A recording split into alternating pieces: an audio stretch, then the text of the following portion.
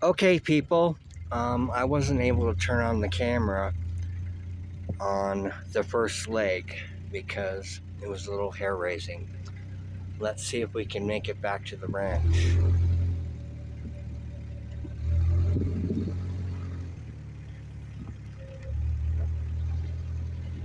Those that are new to the channel, welcome. And for my regulars, yeah, it's just another video. We're gonna see what we can do. And for those that are new to the channel, this is a Peugeot 505 wagon with the 1.9 pushrod engine and the ZF 4 HP 22 overdrive automatic. Let's cross our fingers, let's cross our legs. If I said anything politically incorrect, well, you know the routine, get in line. I'm worried about the hill before the Indy 500. Hopefully,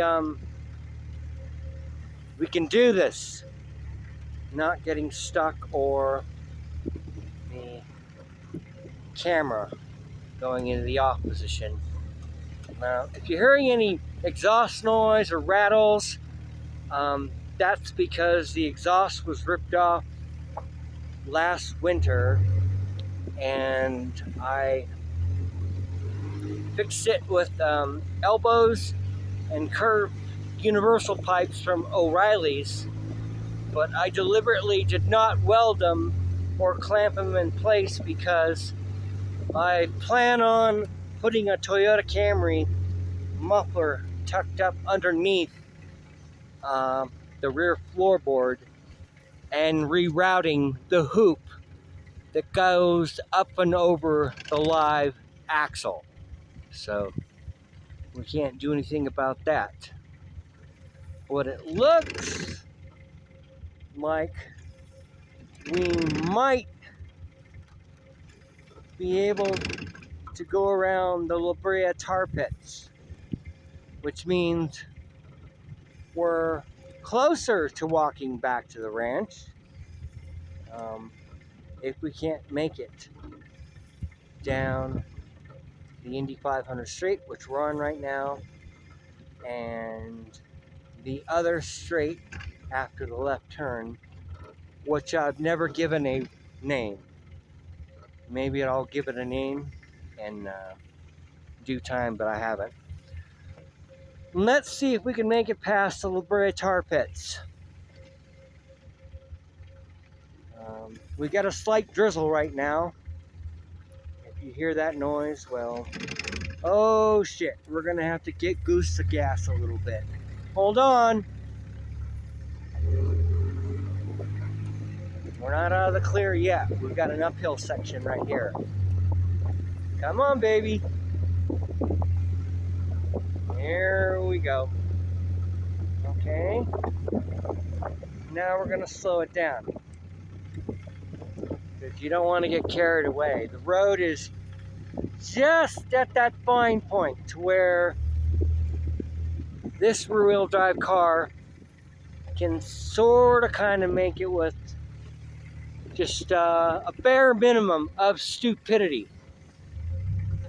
One of the neighbors put out some bark. Here we go.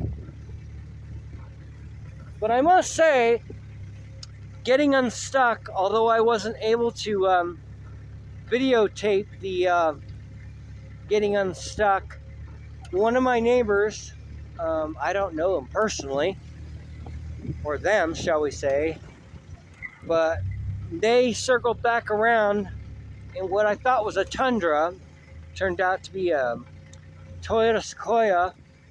We worked on getting the wagon out with this tow rope. It took about, we'll say, 20 minutes.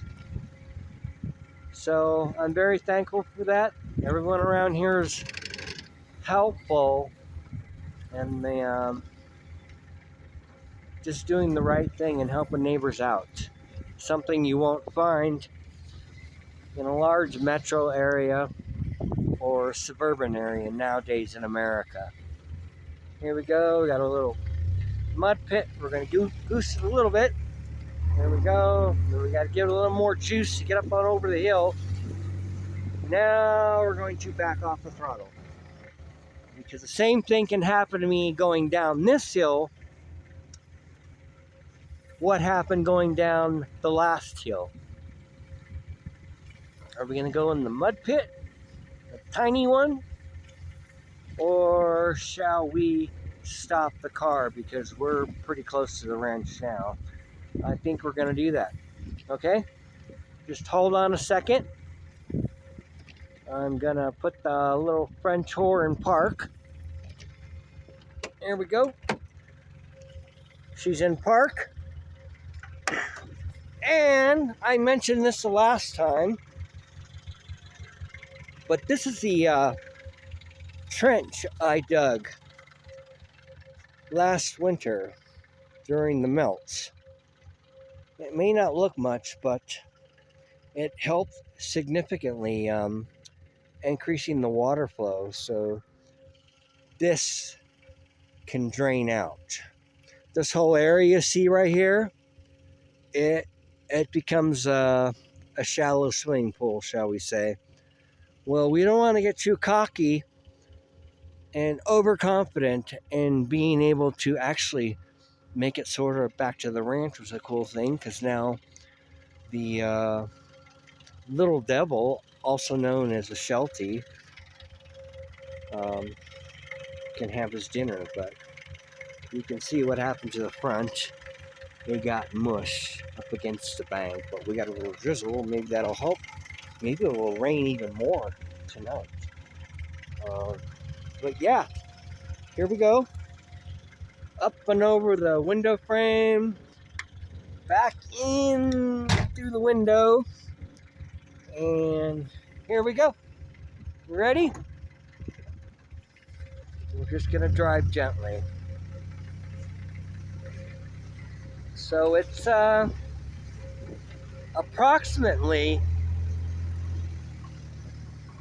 5 hours after getting unstuck. So what should have been a 2-hour errand chore run, well, do the math. So yeah, so it's going to turn out to be a 7-8 hour journey if we include the walk back to the ranch to get the come along chain, ropes, bolts, vice grips, and pliers, because we thought we were going to have to get the car out by ourselves by just hooking on to trees, including a dead one, but we didn't have to do that. If it's raining right now, you're asking, why don't you speed up and just get the hell back ASAP? Well, I found out in life, when you do stuff like that, the outcome usually isn't good. So we are so close to the ranch now, I wouldn't feel guilty and just asking one of my neighbors to, hey, get me the last stretch, please. Doesn't look like you're going to have to do that. So, oh, the camera's blinking data. If you're a new viewer to the channel, welcome. I am basically doing a montage, capturing real life as it goes. And this is one of those random occurrences that you can't always predict about. And so you're getting everything in real time. There's no editing. There was no intention to get the car stuck.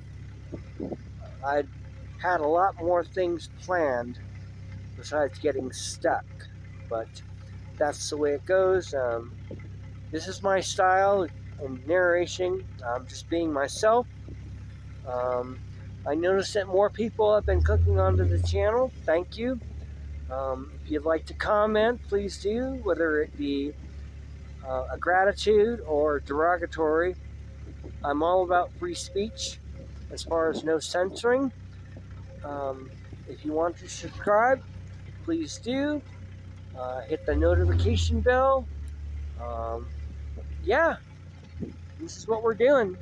I can't believe we're actually going to get back. I thought this was going to be try to get out of here at midnight or tomorrow situation as far as back to the ranch. But we're getting there. So I thought I'd update you. We have to show some gratitude to our neighbor with the Toyota Sequoia. He knew what he was doing. There was no yanking and pulling real hard like a lot of people do because, I don't know, maybe to get views, or just maybe out of just sheer stupidity, but his four-wheel drive vehicle wasn't compromised in any way, and neither was the Peugeot wagon. It looks like we're going to have to pick up the speed a little bit, though, to go around the corner, so hold on. Oh, shit. Oh, you got to bleep that out. We did not say the S word. Oh, fun. Yay. There we go. So that's it, people. We made it back to the ranch. You all have a good day, good evening, good night. Be cheerful that there's good people in the world that will go out of the way to help you, shall we say. We'll do the same thing, and I do the same thing, especially more so when the Eagle is put on the road as a seasonal daily driver. And if you're not familiar with the Eagle Wagon, it's considered the world's first crossover vehicle before Subaru. I scored on a deal as far as its condition and all, but after being parked 18 plus years, it's going to be a while to put it back on the road reliably. I'm not like many of those YouTubers, you're more than welcome to tune in them, that buy a car just for content. It's a prop to get views. And the Eagle Wagon will get back on the road when it gets back on the road, shall we say. All right? Thank you for watching. Goodbye.